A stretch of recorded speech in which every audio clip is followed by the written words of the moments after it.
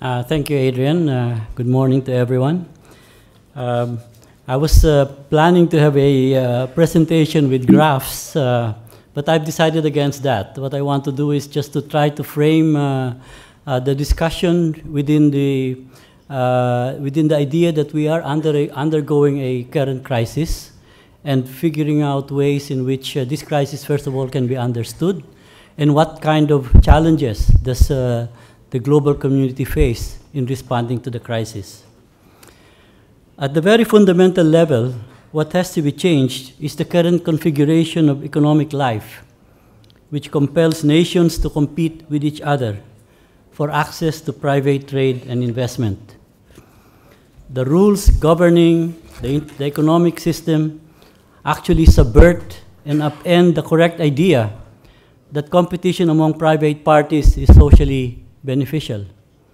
Instead of private interests competing for opportunity, it is now the current prevailing idea that countries and regions must compete for private favors. The socially constructive approach is that private companies compete among themselves in building advantages in efficiency and capacities to contribute to the common good within regulatory limits. However, instead what we have is a system of economic competition among countries. This requires perpetual competition among cultures and impedes the possibility of dialogue, cooperation, and peaceful engagement among civilizations, which is the underlying theme of the series of conferences for the last 10 years. A framework of competition among nations exempts powerful economic countries and multinational companies from taking into account the harm that their policies inflict on smaller and less developed nations. Economic competition necessitates that governments reduce their capacity to obtain tax revenues, to privilege the rights of investors, discriminating in effect against the economic rights of the majority of citizens, and reduce the regulatory oversight to the point of taking a risk of overall economic collapse, as was the case in the current crisis that we are now living through. This results in all countries undermining each other's tax systems. In this process, as individual governments lose their capabilities, they become also less able to fulfill their human rights obligations and reject eventually their own responsibilities towards social cohesion and development. Instead of being considered problematical under this system, low income levels, inequality based on race, class, gender, and other non-economic variables, and precarious work have become instead tools for safeguarding international competitiveness of individual countries. There has been a growing interest and research in the idea of a solidarity economy as an alternative framework, which is the frame in which we have organized today's discussion. There are many proposals regarding the technical aspects of what a solidarity framework is. For example, there are proposals for communities to separate themselves by printing their own money and using that to trade goods and products and labor among themselves. I'm less interested in these specifics and want to talk about the underlying framework, underlying these ideas about solidarity economies. The basic role of an economy is to provide for the material needs of human living. A solidarity economy, as opposed to other kinds of economies, recognizes that this provisioning must result in dignified, meaningful, and productive lives for everyone, and not just for the many or for the few. This means that economies must eliminate their overdependence on unequalizing social processes to achieve economic growth, and to find other means that are instead embedded in the sustainable moral and cultural resources of human societies. Recent events raise many doubts that the current turmoil are actually creating conditions for more stable, less crisis-prone, less inequality-dependent economies. Our view is that introducing solidarity economy principles are not only consistent with ethical values, they also provide a path to removing the treacherous features of today's economies. I will use the example of Europe to illustrate, but one can always take other examples, right? And I'm sure the speaker that comes after me, Mr. Rudloff, will have more examples because he actually works in Europe. I come from Southeast Asia. In 1997, a financial crisis began spreading throughout Southeast Asia, eventually engulfing Korea and making it an East Asian crisis. The region of East Asia was and continues to be considered the region of successful globalizers. Because they were successful, East Asian countries could not be blamed, as normally happens when you have a crisis, for bad policies unlike other regions. But the blame coming from Western countries about corruption in Asia, family-centered capitalism in East Asia, was a way to actually hide the true causes of the system, which was the instability in the financial system, in the international financial system. The Asian crisis was a dress rehearsal for the current global economic crisis. The global financial crisis is the culmination of years of the elimination of social control over international private capital movements. Eliminating controls on private capital movements was critical to making countries, instead of private entities, compete with each other. Without controls, private capital could always threaten to move quickly to other places. The dismantling of regulation continued despite the early warning after the Asian crisis, such as the failure of the long-term capital management company in the United States, actually had registered in the Cayman Islands, which required a resolution of 1.2 trillion in financial assets in one company alone. Spain, Portugal, Ireland, and Iceland were in the same kind of situation that Indonesia, Malaysia, and Thailand were in 1997. Public sector deficits in all of these countries, Spain, Portugal, Iceland, Ireland, were within conservative limits. When this mountain of debt collapsed, the deficits that ultimately exploded in a debt crisis were mainly created by the private sector. Spanish banks, for example, borrowing from German and French banks to fund real estate projects. So there was a private deficit, but the public deficit was actually well under control. Yeah? When this mountain of lending collapsed, the public sector took on the debts of their domestic banks. Otherwise, the German and French banks would have taken heavy losses, if not collapsed. The public sector in the West takes most of its revenues from ordinary people. It now has the duty in many countries in Europe, in Southern Europe, to service the debt that they took on from external creditors, and therefore it must cut its spending, oftentimes in permanent ways, and in other areas, and to reduce public sector costs and wages. Public sector institutions in Southern Europe have to continue to borrow money to cover the new public deficit, which have been increased by the demands of debt service it took on from the private sector. We know, of course, that this will not work in the long run, as has been presented in this conference many times. Cutting spending reduces income. It makes debt in relation to income even higher and makes it more difficult for the country to borrow to service its outstanding debt. And therefore, only a write-off of a significant proportion of this debt will ultimately solve this problem. But it's a question of how to get to that point. But this will impose a cost on the private sector, forcing the private sector to recognize their lending mistakes. By writing down their claims will reduce their wealth. It would have been while this will reduce inequality, it would have been preferable to reduce inequality by letting ordinary people increase their incomes. While the current system emphasizes market accountability on the part of governments, when the crisis happened, the private sector managed to exempt itself from market accountability. The debt problem of Greece, which is different from that of Spain, Ireland, Iceland, and Portugal, is also very familiar to us who come from developing countries. Greece is like the 1982 debt crisis, which engulfed many developing countries and occurred after almost a decade of public sector deficits that were funded from external finance. As in Greece, developing country debtors were blamed for inefficiency, profligacy, corruption, as if the external lenders did not know these problems existed and had been surprised when the debt crisis exploded. In domestic debt problems, both debtors and creditors share in the burden of failed loans. In the international arena, most of the burden so far has been falling on, in the aftermath, have been falling on debtors in the aftermath of moralistic finger-pointing about inefficiency, profligacy, and corruption.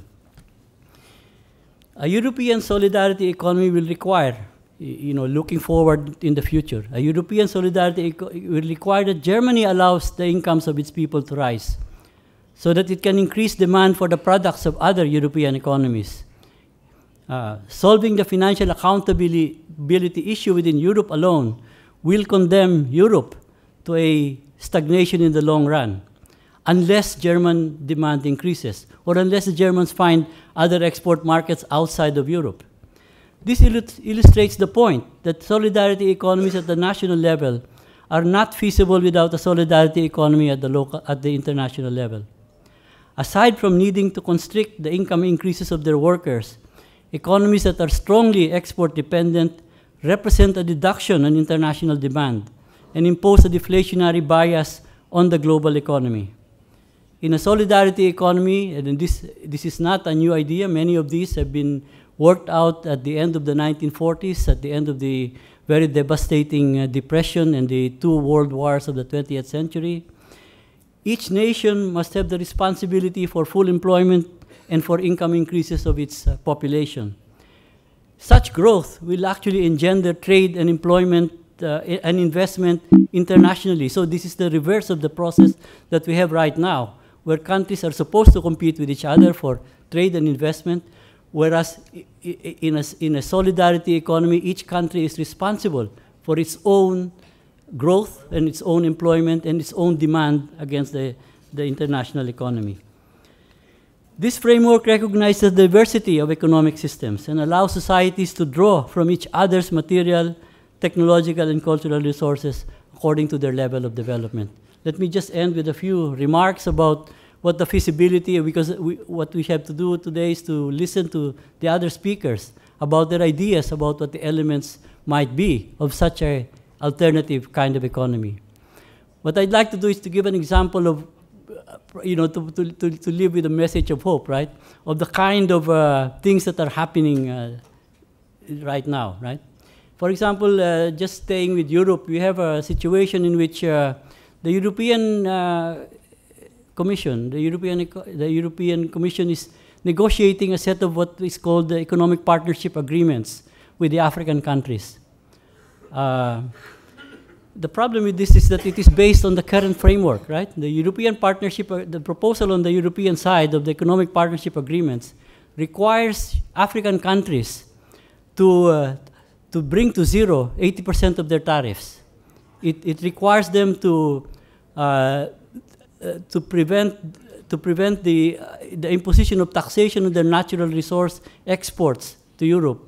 It prevents them from regulating their financial sector, because this would be a restriction on their ability to develop their own financial sector, and therefore the European countries will be able to provide these kinds of services, right? The ray of hope here is that the newly formed African Union is beginning to raise questions about these kinds of agreements. This is based on the kind of countries competing with each other framework that we say is not a solidarity economy. Under this kind of framework, we know that the Caribbean countries have already agreed. They have already signed. Many of the countries, this is called the ACP negotiations of the European Union. They have already agreed.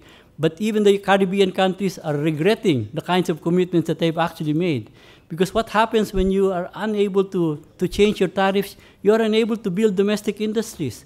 The African countries will be unable to provide meaningful employment for their people, and they will be unable to provide increased value added for their economies. So for me, this is a message, an example of hope, right? That there is some thinking going on, that the old framework is under a complete rethinking and discussion, and this is actually happening in the developing countries. I want to thank you, and I will look forward to the discussion this morning. Thank you very much.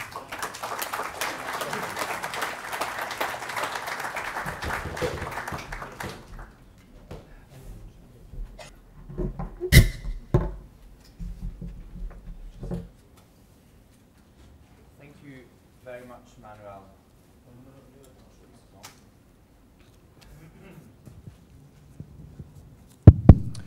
Thank you very much, Manuel, for your presentation. Could I invite one or two questions to Manuel's presentation right now? Who would like to ask a question? Paul? So, Hang on, microphone. Thank you very much.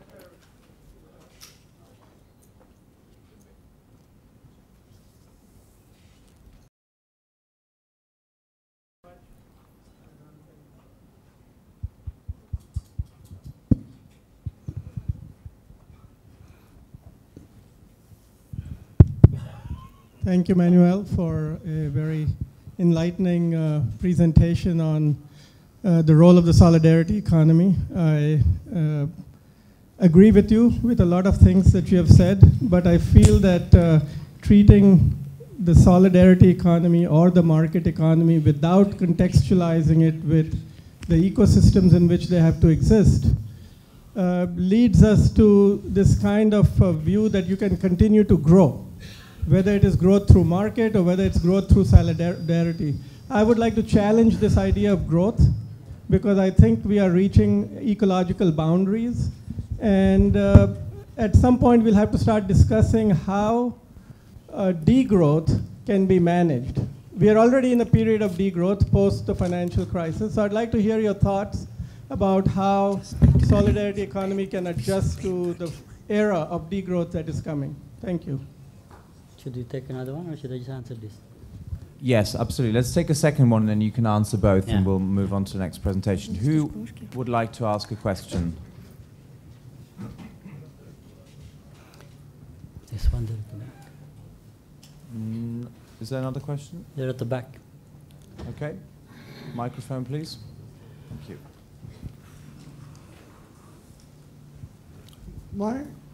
This is Owen. Yeah. My understanding is that Iceland made their foreign lenders take the loss. Is that correct? I'm sorry, I couldn't hear the first part. Iceland essentially did not. Yeah. It defaulted. The government of Iceland did not undertake the losses of the banks of Iceland. Is that right? Yes, they were allowed by the IMF to default. Well, I don't understand. Why didn't the banks of Ireland, Spain, also do the same thing? Yes, I also don't understand, but we have to try to understand it in a political manner, right? Because what we have a situation is we have a very dominant and very highly connected financial sector, and what every country is afraid of is that a collapse of the financial sector is going to cause many problems, as they did in the 1930s if you allow these banks to fall apart. Part of the problem, too, is that the Europeans have this project of building a currency, right?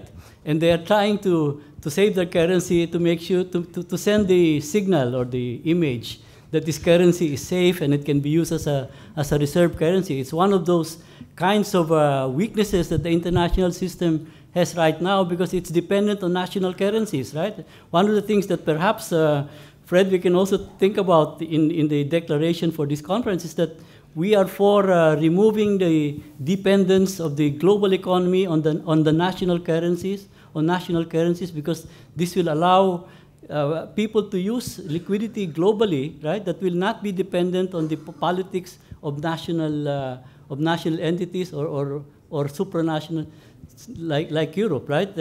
So like the special drawing rights. That's another possible suggestion. But let me try to answer a very important question about solidarity economies and the global economy, and that perhaps we should stop growing. It's a very contentious topic. I've been involved a lot in the climate change negotiations. In order for the world to not allow temperatures to go, the temperature increase to go past 2 degrees centigrade by 2050, which is sort of like where the tipping point might be, right? It has to stay within 40 gigabytes of emission into the atmosphere, right? Right? And right now, the way the Western countries are spending their emissions into the atmosphere is that at the present rate that they're doing it, they will take up 20 gigabytes of the 40, right? What does it mean for developing countries? It will only leave 20 gigabytes for the developing countries. So ideas that say that we should stop growing actually mean for many developing countries, right? That China, because there is a one-to-one correspondence between the amount of energy you use and therefore the amount of emissions you have using the current technology, right? A one-to-one, and your per capita income, it's a one-to-one relationship. It's very unbreakable unless you change technology in a very big way, which means that you're going to condemn China to $5,000 per capita income at the current level that it is, while the other countries have already achieved $24,000 per income or more, right, at the current rate and at the current level in which we are emitting technology. So the problem about the solidarity economy is the following. If there is real solidarity, the responsibility of the countries that have put all of this carbon dioxide into the air is to actually to reduce and actually to have negative emissions, right? So it is more than actually stopping growing, but it is changing their lifestyle. Instead of 4 cars in the United States per family, maybe 1 car, and doing a lot of scheduling about how to use that car, to actually reduce and to come into negative territory, because otherwise you're going to condemn the rest of society to 1/3 of the income that has already been achieved by the. So this is what a solidarity economy at the global level means. What does a solidarity economy at the global level means? It's an economy that provides safe drinking water to urban areas, right? To most people. But it requires energy and requires some emission. But for many populations in the world, they don't even have access to clean water. If you say, let's stop growing, you're going to condemn a lot of humanity to having no access to clean water. So this solidarity economy means the richer countries have to take responsibility for the amount of gases that they put into the air, right? And to actually have some negative emissions. There are some technologies like carbon capture that are controversial and much more difficult. But they are the countries that can afford to undertake these kinds of technological changes. But you have to continue to allow developing countries to grow and to try to achieve the kind of lifestyle, what I call the urban lifestyle in the West, that the other countries have already achieved while putting all of the carbon into the air. Thank you. We'll have a third question from President Yakunin. I'm sorry, but I would like to ask a question. Manuel, I was impressed by your statement, and I have a question. Very simple. You used plurals when you were referring to the reserved currencies. Actually, we know that there is only one reserved currency, dollar. Yeah. And dollar, long ago, is cut of the influence of the government and whatever, because its emission is being done by Federal Reserve System, not by the administration of the United States. So when you are talking about necessity to lessen the influence of the national currencies on the reserved currency, don't you think that it will enlarge the gap between the actual value of the real economy sector and that emission of paper dollars? It is already huge, 10 times. But if you are cutting further the influence of sectors of national economy on the reserved currency, it will be enlarged, isn't so? Well, one problem that we developing countries have to live with for a long time, right, is that the political considerations in the United States have forced changes in the reserve currency, and you're correct, Mr. Yakunin, that there is actually one reserve currency at the present time, that is the US dollar.